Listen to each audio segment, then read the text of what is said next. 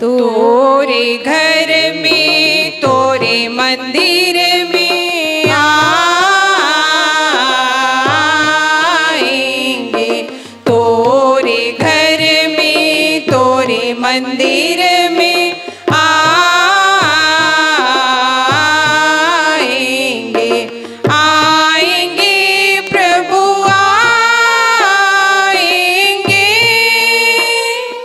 तोरे घर में तोरे मंदिर में आएंगे।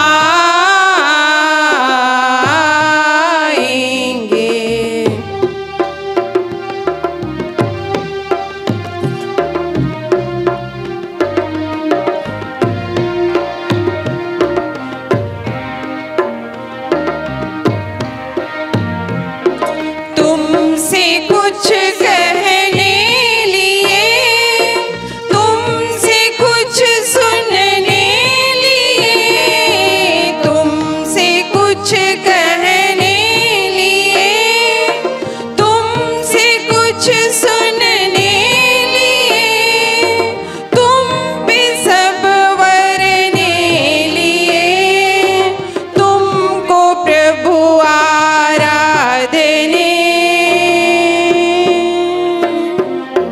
तोरे घर में तोरे मंदिर में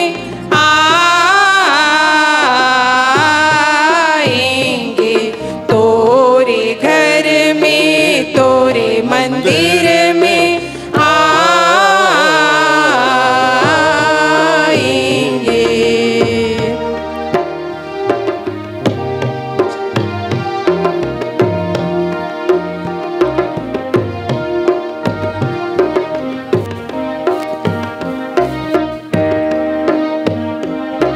धूप हो या छाँव हो, क्यों न कितने दाम हो, धूप हो या छाँव हो, क्यों न कितने दाम हो, क्यों न कुछ भी सवाल हो, क्यों न हम बेहाल हो, तोरे घर में तोरे मंदिर में आएंगे, तोरे घर में तोरे मंदिर में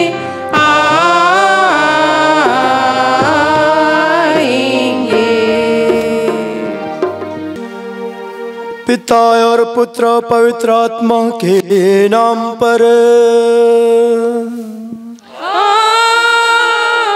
आमीन। हमारे प्रभु यीशु ख्रिस्त की कृपा, ईश्वर का प्रेम तथा पवित्र आत्मा का साहचर्य आप सबों को प्राप्त हो। आपको भी। ख्रिस्त में प्यारे भाइयों बहनों प्यारे बच्चों, हम पवित्र वेदी के समक्ष एकत्रित हैं और पवित्र मिस्सा बलिदान में भाग लेने जा रहे हैं। कल से लेकर के आज तक हमने प्रभु के वचन पर चिंतन किया है। आज भी हमने प्रभु के वचन पर चिंतन किया है। पाप, उसका वेतन मृत्यु, उसके बाद प्रभु के साथ मिल करके उसे मसीह में अनंत जीवन, तत्पश्चात जो प्रभु के द्वारा प्रदत्त वरदान के पापों की क्षमा हमें मुफ्त में मिला है। और अब यह समय है अनुभूति का, अनुभव का, कि अनुभव करें कि हमें प्रभु की मुक्ति प्राप्त है। अनुभव करें कि हम प्रभु के साथ अनंत जीवन में आनंदित हैं। और जब यह अनुभूति होगी तो यह जो हमारा धन्यवाद का मिस्सा बलिदान है हमारे जीवन में प्रचुर फल पैदा करेगा, उत्पन्न करेगा। तो आइए इस बात का ध्यान करें कि जब हम प्रभु के इस पवित्र वेदी के समक्ष है, हम प्रभु की संगति में है, प्रभु के सानिध्य में है। और जब हम प्रभु की संगति और सानिध्य में है, हम स्वर्गिक माहौल में है, स्वर्गिक परिवेश में है। और इसलिए इस समय हम बिल्कुल चिंता मुक्त रहे। जो भी हमारे जीवन के चिंताएं हैं घर परिवार की बातें हैं, धन संपत्ति की बातें हैं, सबसे मुक्त हो जाए, स्वतंत्र होकर के प्रभु में आनंदित हो जाए। यह जो समय हम प्रभु की संगति में रह जाए और अपने जीवन को सार्थक और सफल बनाए। और इसलिए चूंकि हम सभी मानव हैं, हम प्रवृत्ति से ही पापी हैं, तो हम अपने इस पापी स्वभाव को भी स्मरण करें। जो भी हमारी कमी है, जो भी हमारी कमजोरी है, उसको याद करें, प्रभु के समक्ष उसको सच्चे हृदय से प्रकट करें, प्रभु से क्षमा की याचना करें, एक अच्छा पाप स्वीकार करें, ताकि हम आज के इस पवित्र मिसा बलिदान में योग्य रीति से भाग ले सकें। हम सब मिलकर बोले, हे भाई और बहनों, मैं सर्वशक्तिमान पिता परमेश्वर और आप लोगों के सामने स्वीकार करता हूँ कि मैंने मन, वचन और कर्म से और अपना कर्तव्य पूरा न करने से बार बार पाप किया है। मैं अपना दोष स्वीकार करता हूँ, इसलिए कि धन्य कुंवारी मरियम से, सब स्वर्गदूतों, सब संतों और आप लोगों से, हे भाई और बहनों, विनती करता हूँ कि आप मेरे लिए प्रभु परमेश्वर से प्रार्थना करें। सर्वशक्तिमान ईश्वर हम लोगों पर दया करे और हमारे अपराध क्षमा कर हमको अनंत जीवन प्रदान करे। आमीन। अय्या पाप दो लिकाले लिखायो कची ते कमी तो ही उड़ो इतन उड़ोते अंतक पाप के दा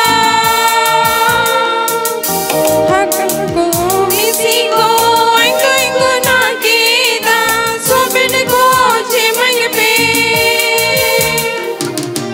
अय्या पाप दो लिकाले लिखायो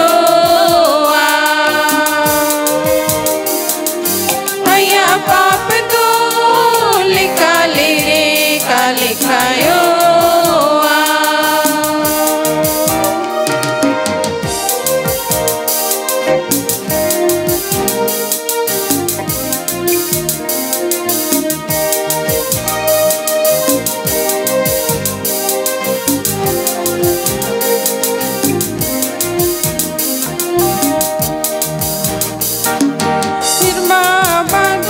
संत को आसना मान रे अंकन हुमा दी दादा अशी सकन मरियम गोवारी बिंती एक में दुलड़ हो तम यीशु धरे अय्या पाप दो लिकाले लिखायो अय्या पाप दो लिकाले लिखायो अय्या पाप दो लिकाले लिखायो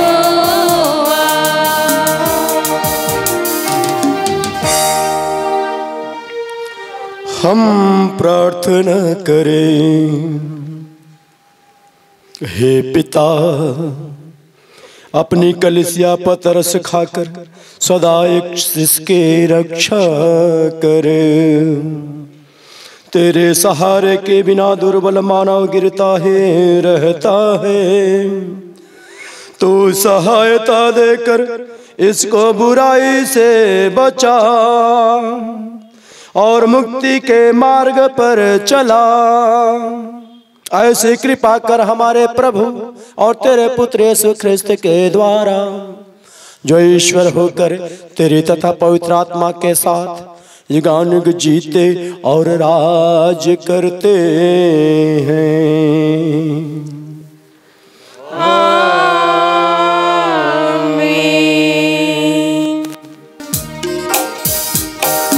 वचन तेरा है प्रभु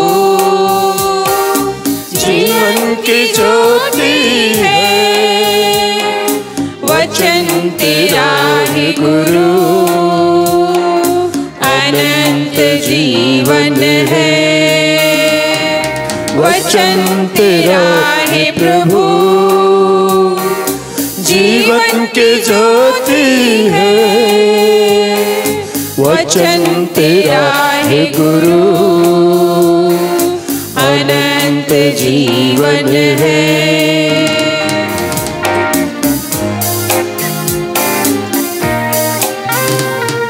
भूख मिटाता है अमर वचन तेरा, प्यास बुझाता है मीठा वचन तेरा। भूख मिटाता है अमर वचन तेरा, प्यास बुझाता है मीठा वचन तेरा।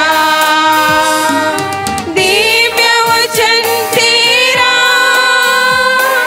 भक्ति से सुन लूंगा, मधुर वचन तेरा दिल से मैं मानूंगा। दिव्य वचन तेरा भक्ति से सुन लूंगा, मधुर वचन तेरा दिल से मैं मानूंगा। पहला पाठ नबी इसायास का ग्रंथ, अध्याय 1, पद संख्या 10 और 16 से 20 तक। पाठ का मूल वाक्य है, भलाई करना सीखो, न्यायी बनो। सदोम के शासकों, प्रभु की वाणी सुनो। गोमोरों के लोगों, हमारे ईश्वर की शिक्षा पर ध्यान दो। अपने को धो और शुद्ध हो जाओ। अपने कुकर्मों को मेरी दृष्टि से ओझल कर दो। बुराई करना छोड़ दो और भलाई करना सीखो। न्यायी बनो, पद दलितों की सहायता करो। अनाथों को न्याय दिलाओ और विधवाओं की रक्षा करो। प्रभु कहता है, आओ और मेरी बात पर विचार करो। तुम्हारे पाप सिंदूर की तरह लाल क्यों ना हो, वे हिम की तरह उज्जवल हो जाएंगे। वे किरमिच की तरह मटमैले क्यों ना हो, वे ऊन की तरह श्वेत हो जाएंगे। यदि तुम आज्ञा पालन स्वीकार करोगे तो भूमि की उपज खाकर तृप्त हो जाओगे, किंतु यदि तुम अस्वीकार कर विद्रोह करोगे तो तलवार की घाट उतार दिए जाओगे। यह प्रभु की वाणी है। ईश्वर को धन्यवाद।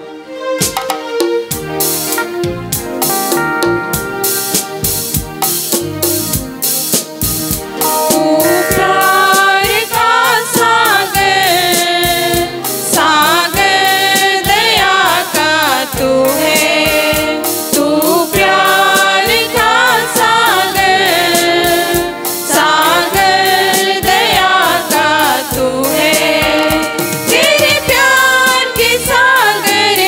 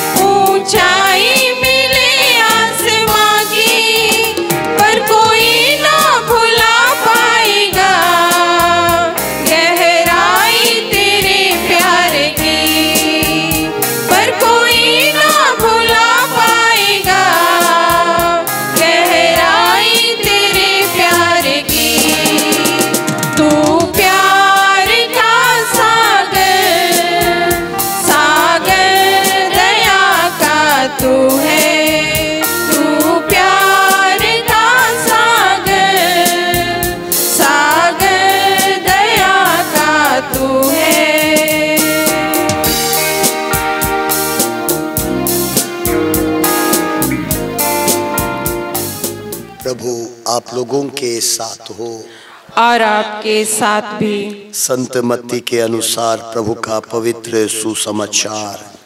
प्रभु की जय। तब 11 शिष्य गलीलिया की उस पहाड़ी के पास गए जहां ईसा ने उन्हें बुलाया था। उन्होंने ईसा को देखकर दंडवत किया, किंतु किसी किसी को संदेह भी हुआ।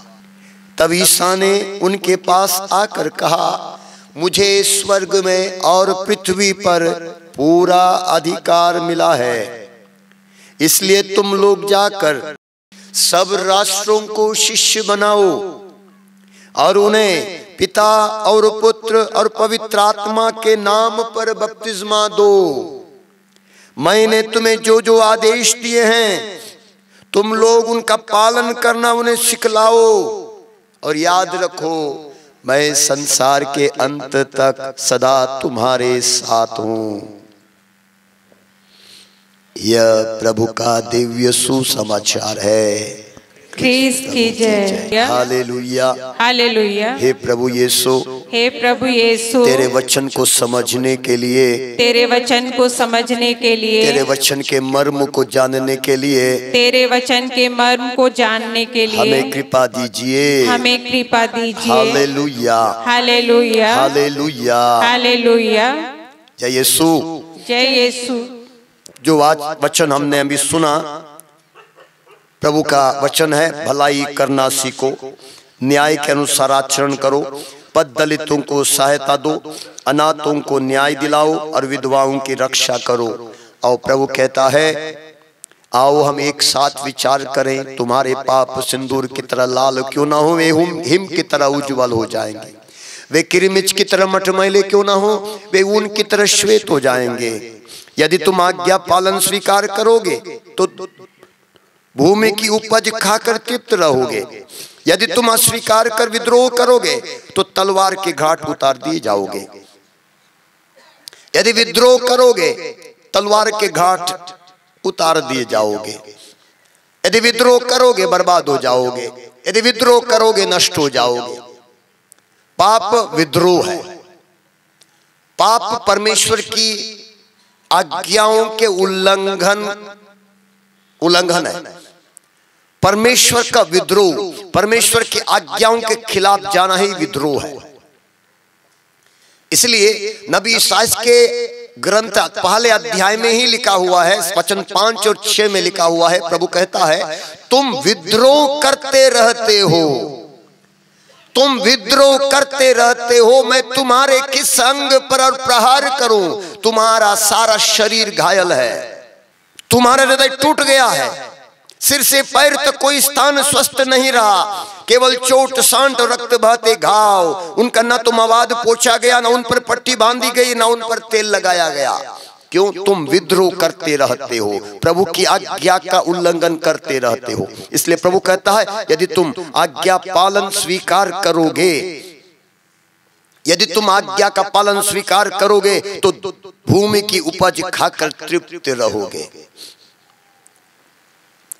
सामुएल के ग्रंथ में हम सुनते हैं, अध्याय 15 वचन 22 और 23 में लिखा है, प्रभु ने सामुएल से पूछा था, क्या होम और बलिदान प्रभु को इतने प्रिय होते हैं जितना उसके आदेश का पालन? आज्ञा पालन बलिदान से कहीं अधिक उत्तम है। आत्मसमर्पण भेड़ों की चर्बी से बढ़कर है, क्योंकि विद्रोह जादू टोने की तरह पाप है और आज्ञा भंग पूजा के बराबर है। प्रभु ने जब मनुष्यों को अपना बना लिया, इस्राएल की प्रजा को अपना लिया, उनसे रिश्ता बनाया, उनको सबसे पहले परमेश्वर ने 10 आज्ञाएं दी मूसा के द्वारा। यदि तुम प्रभु से प्यार करोगे, प्रभु की आज्ञा का पालन करोगे, प्रभु का वादा वहां पर है, मैं 1000 पीढ़ियों तक तुम पर दया बरसाता रहूंगा।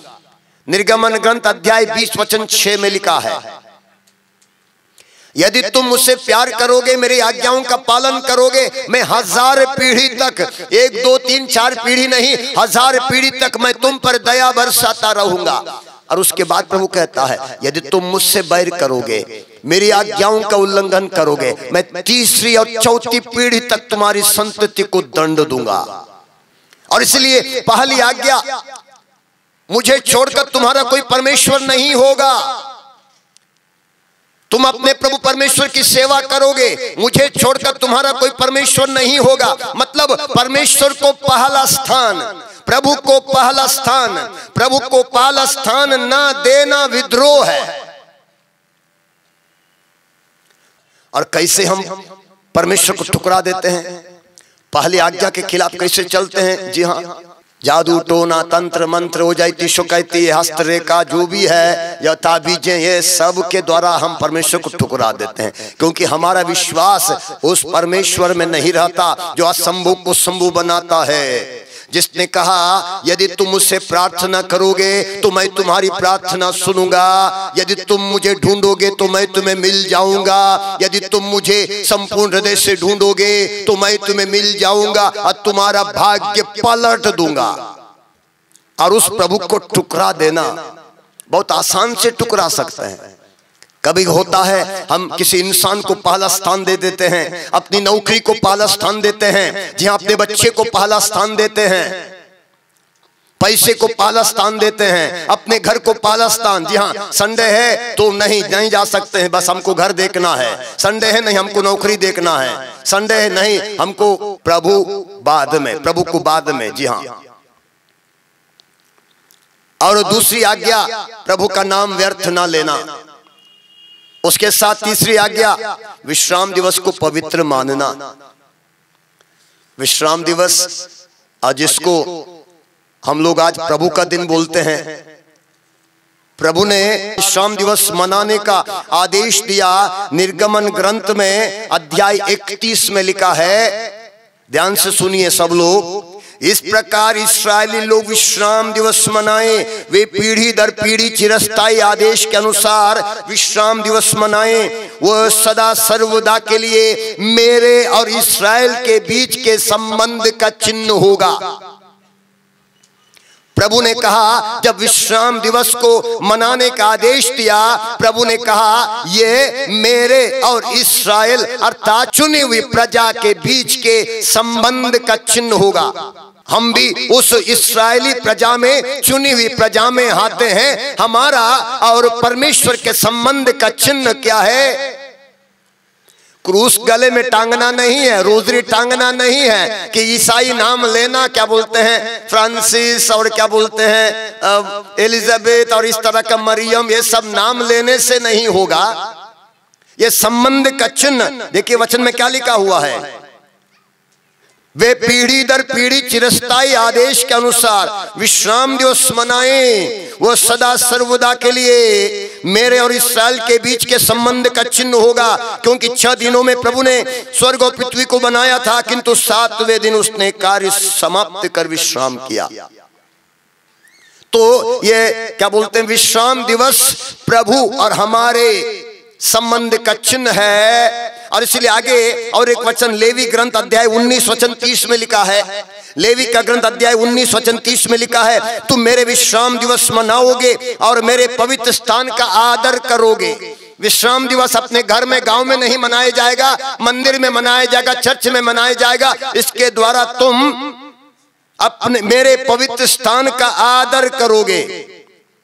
और उसके बाद आगे नबी ईसायाह का ग्रंथ अध्याय 58 वचन 13 और 14 में लिखा है, यदि तुम विश्राम दिवस का नियम भंग करना छोड़ दोगे, यदि उस पावन दिवस को कारबार नहीं करोगे, यदि तुम उसे आनंद का दिन, प्रभु को अर्पित तथा प्रिय दिवस समझोगे, यदि उसके आदर में यात्रा पर नहीं जाओगे, अपना कारोबार नहीं करोगे, निरर्थक बातें नहीं करोगे, तो तुम्हें प्रभु का आनंद प्राप्त होगा। मैं तुम लोगों को देश का पर्वत प्रदान करूंगा और तुम्हारे पिता याकूब की विरासत से तृप्त करूंगा।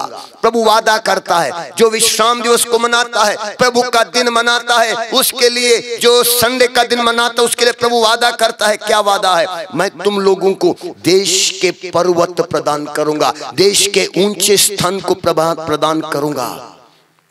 और इतना ही नहीं, तुम्हारे पिता याकूब की विरासत से तृप्ति करूंगा, अर्थात तुम्हारे जीवन में किसी चीज की कमी नहीं होगी। हालेलुया। और तीसरा आदेश परमेश्वर का अपने माता पिता का आदर करना। और कल भी हमने इस पर मनन चिंतन किया था। यदि हम माता पिता को ठुकरा देते हैं, माता पिता का अनादर करते हैं, जिसको हम देखते हैं, जिसने हमको पैदा किया, जिसने पालन किया, उसको हम ठुकरा देते हैं, उसकी आज्ञा को नहीं मानते हैं, उसको ठुकरा देते हैं, उसको तकलीफ देते हैं, हम प्रभु को तकलीफ देते हैं। पांचवी आज्ञा, हत्या मत करो। हत्या सिर्फ जानवर की मात्र नहीं, जो मां के कोख में गर्भ में बच्चे को मारते हैं, ये भी हत्या है, भ्रूण हत्या। और आजकल भ्रूण हत्या बढ़ती जा रही है। हमारे देश में प्रतिदिन 40,000 भ्रूण हत्याएं होती हैं। हत्या, आत्महत्या भी अपराध है। पांचवा, उसके बाद छठवां, व्यभिचार मत करना। व्यभिचार मत करना। जी हाँ, आपने कभी देखा है गंदगी इंसान के अंदर आई है? क्या बोलते हैं, लड़का लड़का शादी करते हैं, लड़की लड़की शादी करते हैं ना। जो जानवर नहीं करता, इंसान कर रहा है। प्रभु यीशु ने इतना तक कह दिया कि जो गलत नजर से, गंदी नजर से किसी को देखता है, प्रभु कहते हैं वो उसके साथ व्यभिचार कर चुका है। और इन चीजों के द्वारा हमारा शरीर व्यभिचार का शरीर हो जाता है। सातवां आदेश, चोरी मत करना। इतना तक कि चोरी का मतलब जो दूसरों का है, दूसरों को ना देना चोरी है।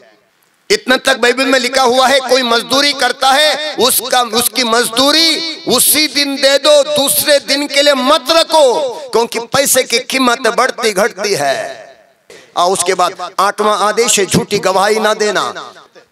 किसी की चुगली नहीं करना, जब बिना जाने किसी को अपमान न करना, पर स्त्री की कामना न करना।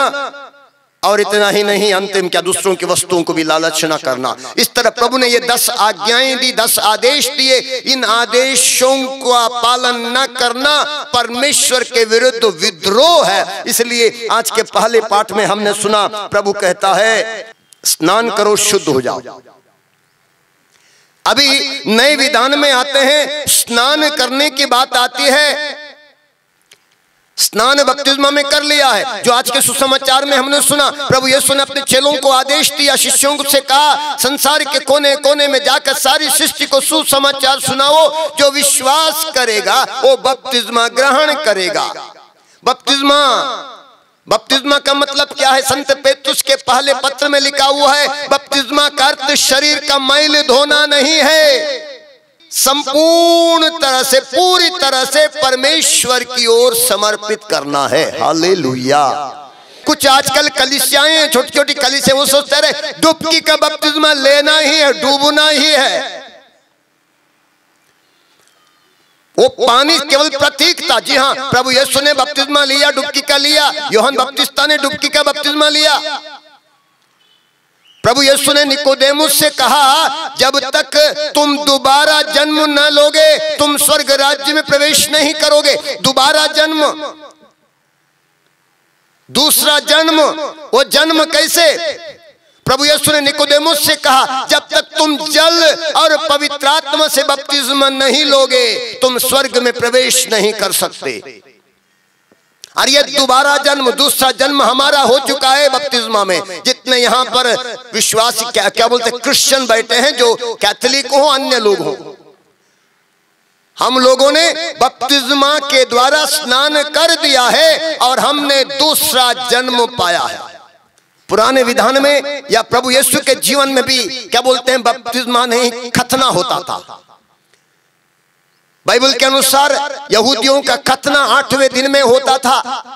और उसी दिन प्रभु यीशु का बपतिस्मा हुआ 8 दिन के बाद। और माता पिता ने प्रभु यीशु मसीह को समर्पित किया था, मंदिर में लाके 8वें दिन में समर्पित किया, खतना भी हुआ। तो बपतिस्मा का मतलब समर्पित करना है। इसलिए बच्चों का बपतिस्मा गलत नहीं है।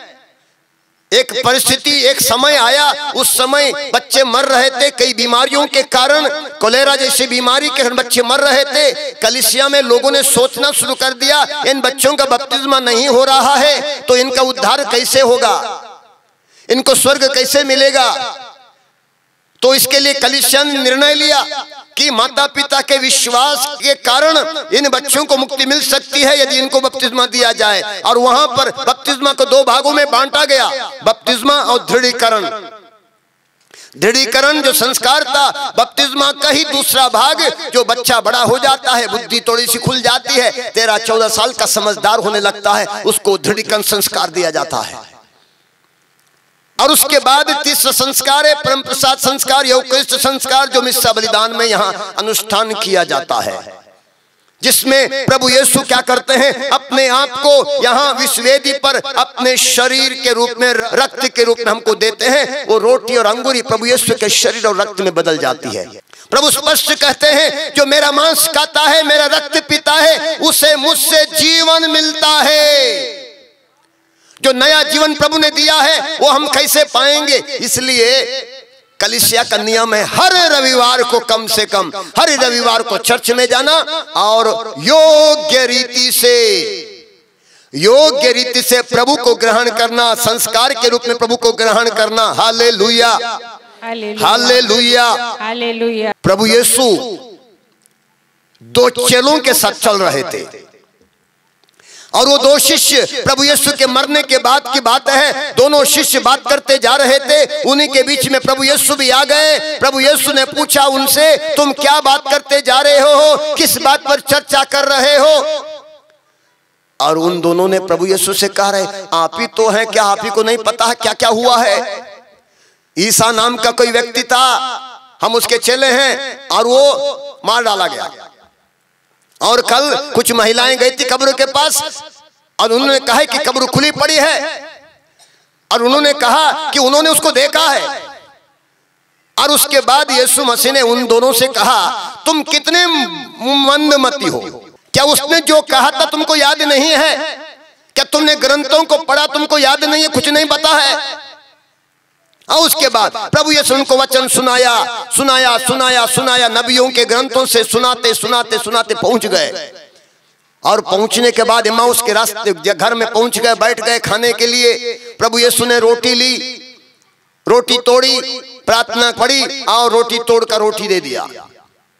बाइबल कहता है जैसे ही प्रभु यीशु ने रोटी तोड़ी, रोटी दिया, प्रभु यीशु उनकी आंखों से ओझल हो गए। कहां गए? कहां गए? स्वर्ग चले गए? नहीं, वो रोटी में समा गए। रोटी में उन्होंने रोटी देते हुए रोटी में दे दिया और वो रोटी में समा गए। इसलिए हम कैथोलिक चर्च में उस रोटी को प्रभु यीशु मसीह का शरीर और रक्त मानते हैं। तो हम विश्वास करते हैं कि वो यीशु मसीह के देह में बदल जाता है, इसलिए हम प्रभु यीशु मसीह के देह को ग्रहण करते हैं, उनके शरीर और रक्त को ग्रहण करते हैं। इसलिए योग्य रीति से ग्रहण करने की जरूरत है। कुरिन्थियों के पत्र में संत पौलुस लिखता है, यदि उसे कोई अयोग्य रीति से खाता पीता है, वो अपनी ही दंडाज्ञा खाता पीता है, लिखता है। इसलिए आप लोगों में से कई लोग बीमार है, वो लिखता है। कई लोग सुरती खा के आ जाते हैं, है ना, उसके बाद प्रभु को भी ग्रहण करते हैं। रात भर सुबह भी हड़िया पी के चले आते हैं, दारू पी के चले आते हैं, उसी मुंह में उसको भी ग्रहण करते हैं। इसलिए तरह तरह की परेशानियां, बीमारियां, दुख, तकलीफ सब आ जाता है। Hallelujah, hallelujah, hallelujah, hallelujah. जी हाँ, प्रभु यीशु अपने शरीर और रक्त को देकर हमें जीवन देता है और वो कहता है जो मेरा मांस खाता है उसे मुझसे जीवन मिलता है। कलीसिया में कई ऐसे संत हैं जो कि क्या बोलते हैं, सालों साल, एक संत हैं 40 साल तक वो कभी कुछ भी नहीं कहे, सिर्फ रोटी का टुकड़ा, प्रभु यीशु के मांस का टुकड़ा खाकर जीती थी। और जो वचन जो कि क्या बोलते, कलीसिया का एक नियम है, कम से कम पास्का के समय, कम से कम पास्का के समय योग्य रीति से परम प्रसाद ग्रहण करना, मतलब कम से कम साल में एक बार पाप स्वीकार करना। ये पाप स्वीकार जो संस्कार है, इसको प्रभु यीशु मसीह ने अनुष्ठान किया है। ये किसी के पॉकेट से दिया हुआ नहीं है, पोप का दिया हुआ नहीं है, बिशप का दिया हुआ नहीं है, बाइबल में है, प्रभु यीशु का दिया हुआ। संत यूहन्ना के सुसमाचार अध्याय 20 वचन 23 में पढ़िए। प्रभु यीशु ने अपने शिष्यों से कहा, जिनके पाप तुम क्षमा करोगे वे अपने पापों से मुक्त हो जाएंगे, जिनके पाप तुम क्षमा नहीं करोगे वे अपने पापों में बंधे रहेंगे। प्रभु यीशु ने पाप स्वीकार संस्कार का अनुष्ठान किया तो अपने चेलों को, शिष्यों को, प्रेरितों को अधिकार दिया और कहा, जिनके पाप तुम क्षमा करोगे वे अपने पापों से मुक्त हो जाएंगे, जिनके पाप तुम क्षमा नहीं करोगे वे अपने पापों में बंधे रहेंगे। इसलिए पाप स्वीकार संस्कार में हमारे पाप के बंधन से हमें मुक्ति मिल जाती है। वही प्रभु यीशु मसीह के 12 चेलों की जगह पर बिशप लोग हैं। अब बिशप लोग पुरोहितों को अधिकार देते हैं और पुरोहित उस अधिकार को पाकर क्या करते हैं, पाप मुक्ति के लिए पाप स्वीकार संस्कार में प्रार्थना करते हैं। आप लोग पाप स्वीकार करते हैं, किससे पाप स्वीकार करते हैं? हम पाप स्वीकार पुरोहित से करते हैं।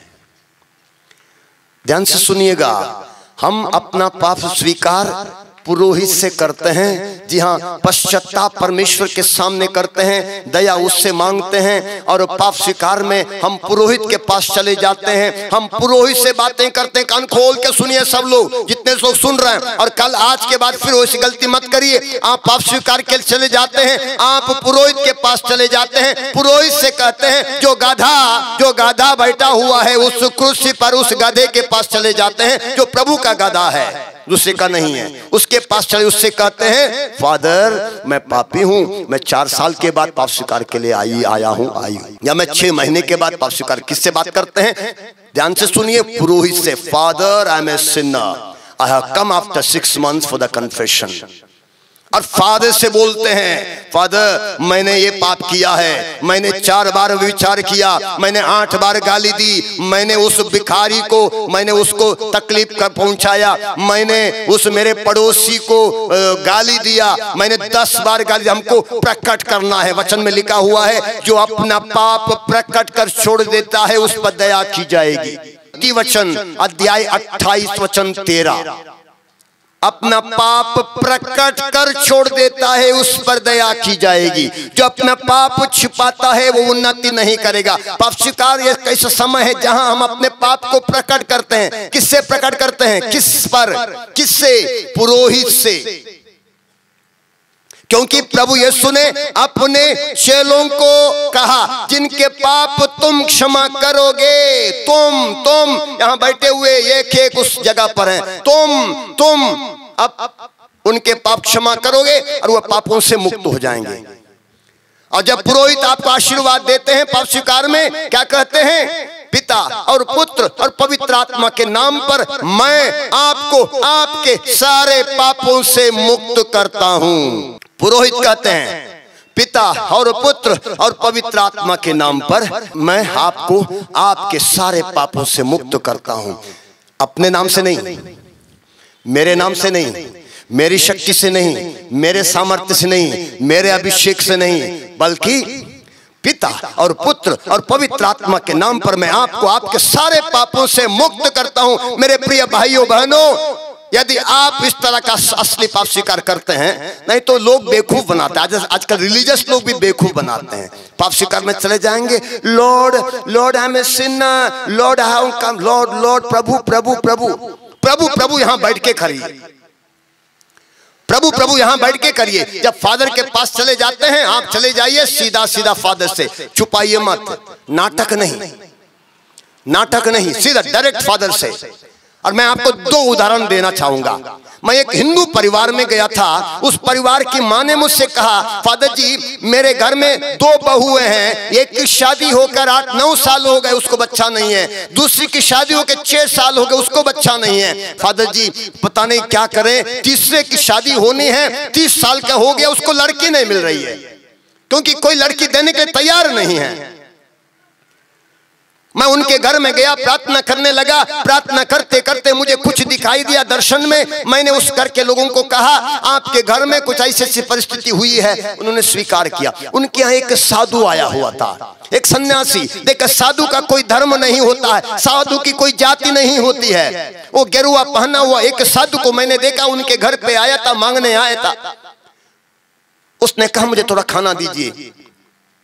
और उस घर का मालिक होश में नहीं था, क्या बोलते हैं, उस साधु को उसने लात से मारा, उसको गाली दिया और क्या बोलते हैं 1000 बात सुना के तकलीफ देकर भेजा।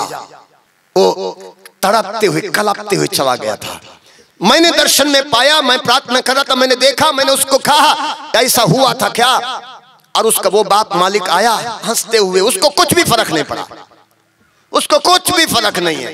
मैंने कहा उसी दिन आपके घर में अभिशाप आया हुआ है, आपने एक सन्यासी का, एक साधु का आपने अपमान किया, उसको तकलीफ पहुंचाया, ठेस पहुंचाया। उस परिवार को मैंने पश्चाताप कराया। पाप से क्या बोलते हैं, हिंदू हैं उनको तो क्या बोलते हैं पश्चाताप तो करा सकते, मैंने पश्चाताप कराया। उसके बाद मैंने उस परिवार पर यही प्रार्थना जो पुरोहित पाप स्वीकार में देता उसी को थोड़ा बदल के उस परिवार पर प्रार्थना किया। मैं चला आया। 4 महीने के बाद उस घर की माँ मेरे पास आई कहने के लिए, फादर जी दोनों बहुओं के गर्भ में बच्चा है। तालियां बजाइए प्रभु के लिए। देखिए पाप स्वीकार में बड़ी महिमा, बड़ी महिमा, पाप स्वीकार में बड़ी महिमा, बड़ी आशीष, बड़ी बड़ी चंगाइयां हैं। हमारे घरों में महिमा क्यों नहीं होती है, बंधन क्यों नहीं टूटते हैं? क्योंकि हम पाप स्वीकार सही से करते नहीं हैं, हम प्रभु को योग्य रीति से ग्रहण करते नहीं हैं। निर्णय लें, अच्छा पाप स्वीकार का निर्णय लें। मिसा के बाद पाप स्वीकार होगा, निर्णय लें कि हम आज अच्छा पाप स्वीकार करेंगे।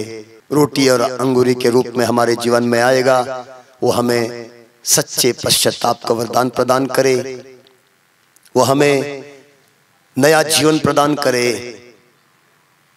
वो हमें सच्चे पाप स्वीकार के लिए भी कृपा प्रदान करे। पिता और पुत्र और पवित्र आत्मा के नाम पर आमीन। ये चढ़ावा का समय है। हे प्रभु तेरे सामने मैं आ गया ऐसे,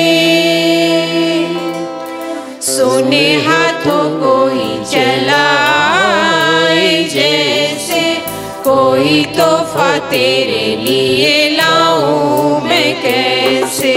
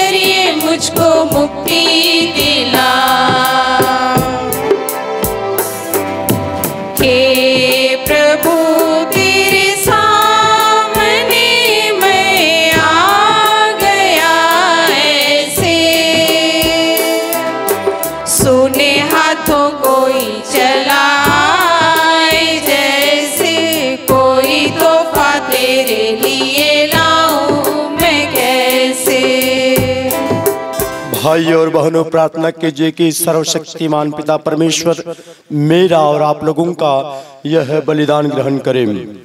प्रभु अपने नाम की स्तुति और महिमा के लिए और हमारे तथा अपने समस्त पवित्र कलीसिया के लाभ के लिए आपके हाथों से यह बलिदान ग्रहण करें।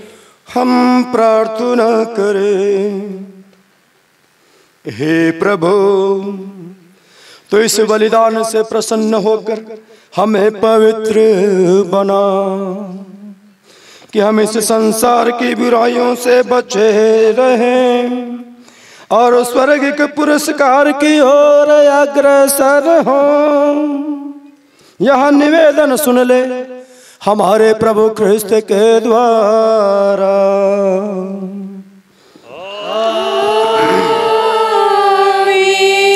प्रभु आप लोगों के साथ हो और आपके साथ भी। प्रभु में मन लगाइए।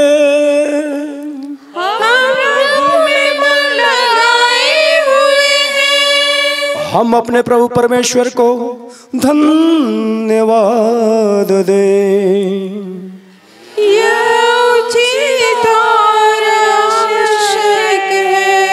हे पूज्य पिता, यह परम उचित है, हमारा कर्तव्य तथा कल्याण है कि हम सदा और सर्वत्र अपने प्रभु ख्रिस्त के द्वारा तुझे धन्यवाद दें। तू प्रतिवर्ष अपने विश्वासियों पर यह अनुग्रह करता है कि हम अपना हृदय शुद्ध करें, सहर्ष पास्का समारोह के प्रतीक्षा करें। हम भक्तिपूर्ण प्रार्थनाओं तथा परोपकार में अधिकाधिक प्रयत्नशील रहें कि मानव मुक्ति के रहस्यों को समारोह को मना सके। इसके द्वारा हमारा नया जन्म हुआ है तथा तेरे पुत्र के यज्ञ कृपा से हम परिपूर्ण हो जाते हैं। इसलिए हम समस्त स्वर्गदूतों के साथ मिलकर तेरी स्तुति करते हुए निरंतर एक स्वर में गाते हैं। पवित्र पवित्र पवित्र प्रभु राजा। ताली बजा के गाएंगे।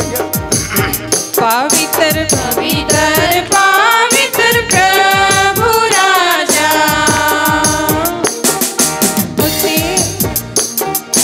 ओते उन्नो सिरी माँ अम्मा मैन भला रंगते पेरे अकन पेरे अकाना।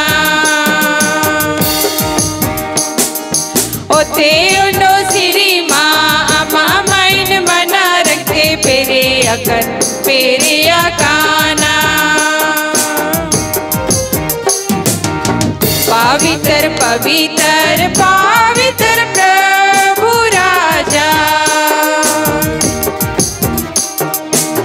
पवित्र पवित्र पवित्र प्रभु राजा।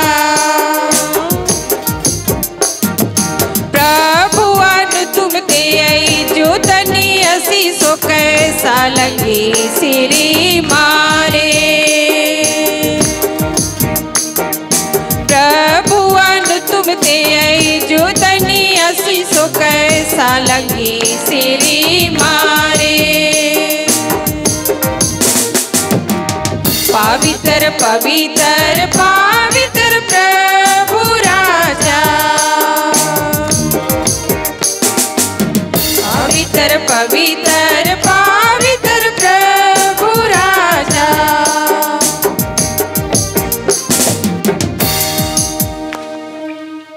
हे परम पिता, तू वास्तव में पवित्र है, सारी पवित्रता का स्रोत है। हम तुझसे निवेदन करते हैं तेरे उपहार अपने आत्मा के संस्पर्श से पवित्र कर दे कि हमारे प्रभु यीशु ख्रिस्त का शरीर तथा रक्त बन जाए। जिस रात को यीशु स्वेच्छा से मृत्यु के लिए सौंपे गए, उन्होंने रोटी ली, तुझे धन्यवाद दिया और उसे उड़कर उसे अपने शिष्यों को देते हुए कहा, तुम सब से लो और खाओ, यह मेरा शरीर है जो तुम्हारे लिए बलि चढ़ाया जाएगा।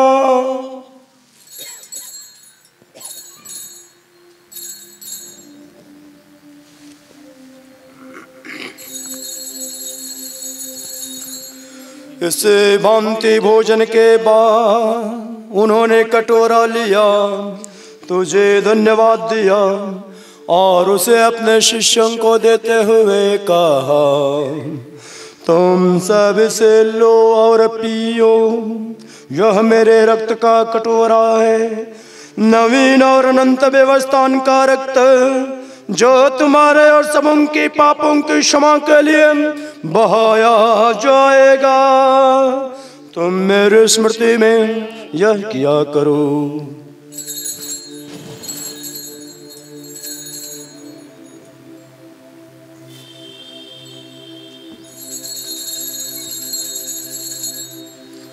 यह है हमारे विश्वास का रहस्य,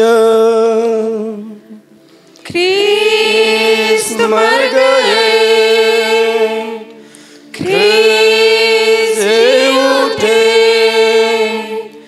ख्रीस्त महिमा के साथ फिर आएंगे।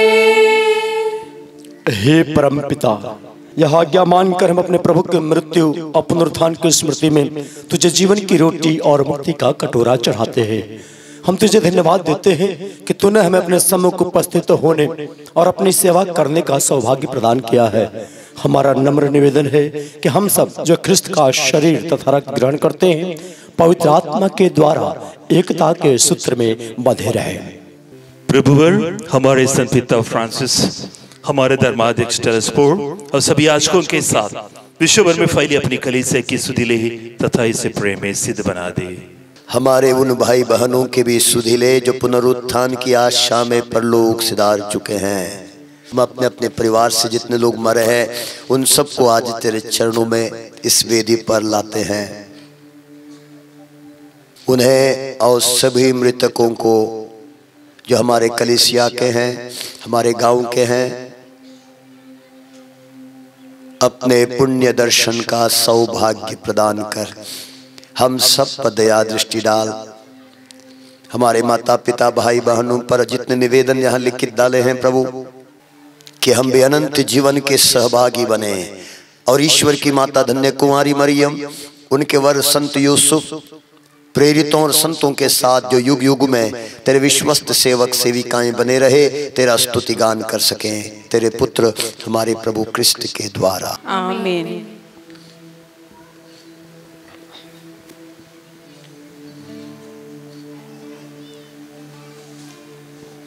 इन्हीं प्रभु क्रिस्त के द्वारा, इन्हीं के साथ और में, हे सर्वशक्तिमान पिता परमेश्वर, पवित्र आत्मा के साथ तुझे समादर तथा महिमा युग मिलते रहते हैं।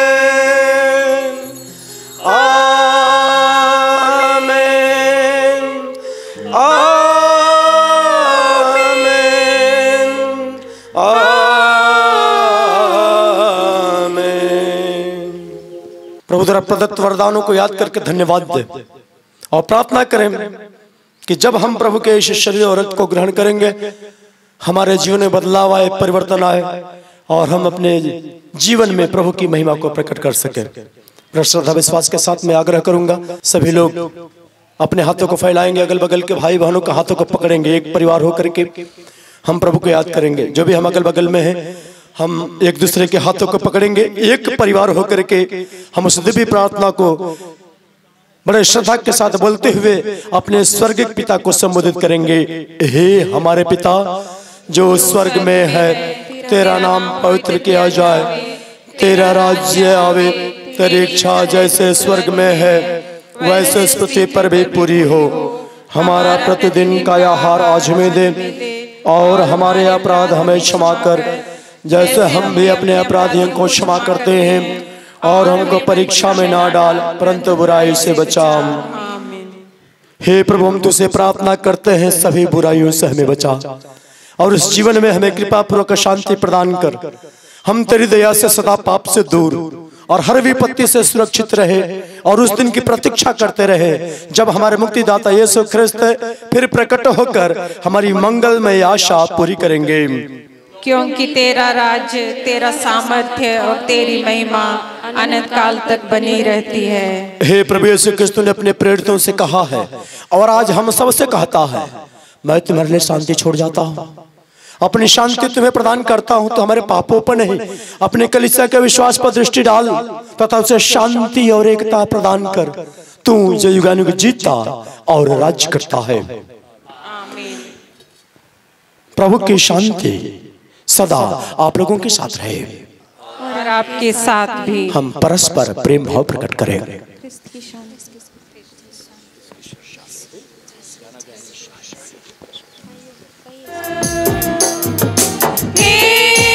ईश्वर के मेमने तू संसार के पाप हर लेता है, हम पर दया कर।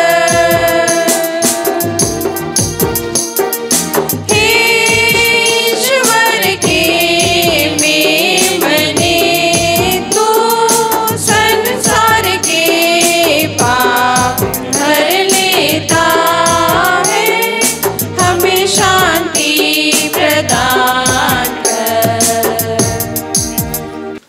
देखिए ईश्वर का मेमना जो संसार का पाप हर लेता है।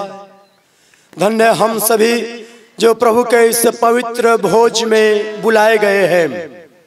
हे प्रभु, मैं इस योग्य नहीं हूँ कि आप मेरे यहाँ आवे, किंतु एक ही शब्द कह दे और मेरी आत्मा चंगी हो जाएगी।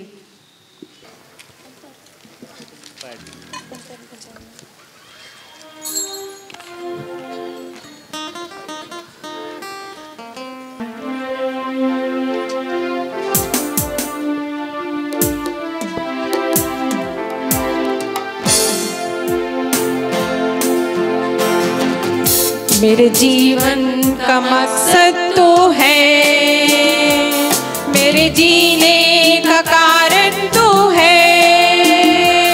मेरे जीवन का मकसद तो है, मेरे जीने का कारण तो है।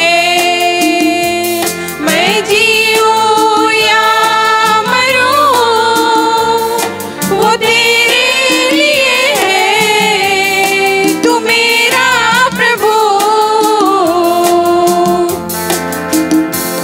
मेरे जीवन का मकसद तो है, मेरे जीने का कारण तो है।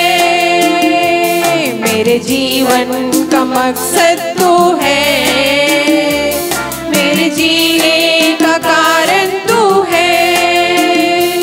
मैं जीऊं या मरूं वो तेरे लिए है, तू मेरा प्रभु।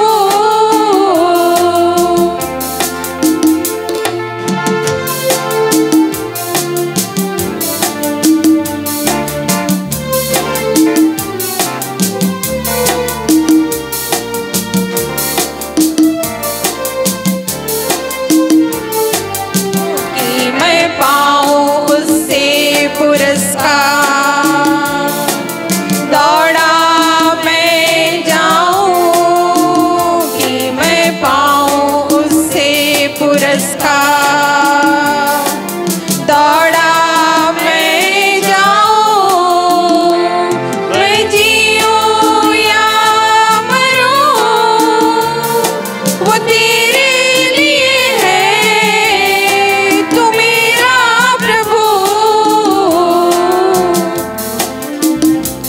मेरे जीवन का मकसद तो है, मेरे जीने का कारण तो है।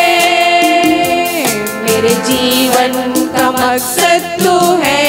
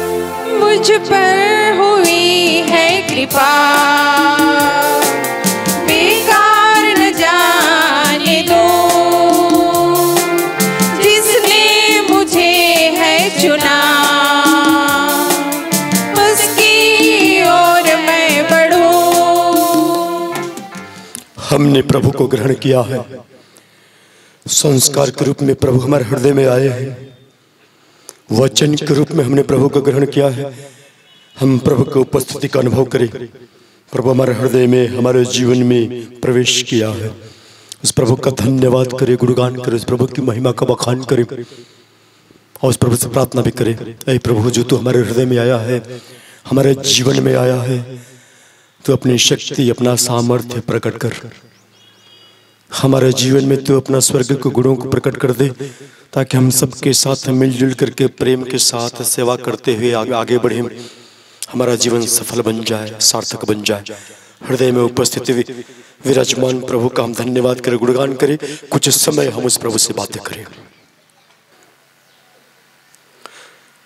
हम प्रार्थना करें।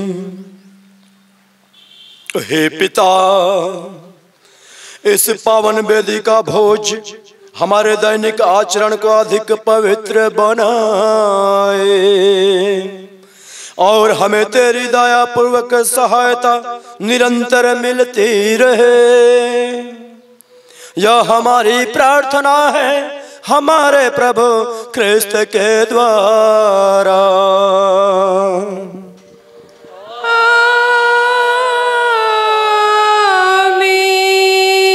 विशेष आशीष के लिए सिर झुकाएंगे। हे परमेश्वर, अपने भक्तों की प्रार्थनाओं पर कान दे।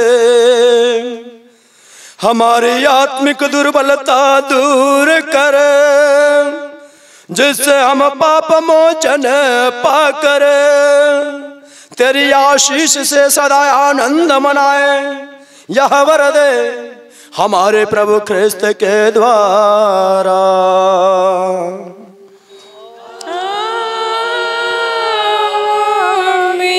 प्रभु आप लोगों के साथ हो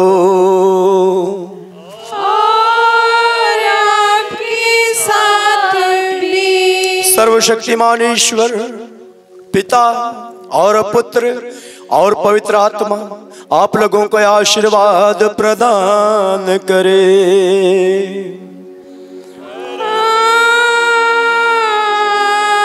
आमीन। आप लोग विदा लें, क्रिस्त के प्रेम और सेवा में जीवन बिताए। ईश्वर को धन्यवाद।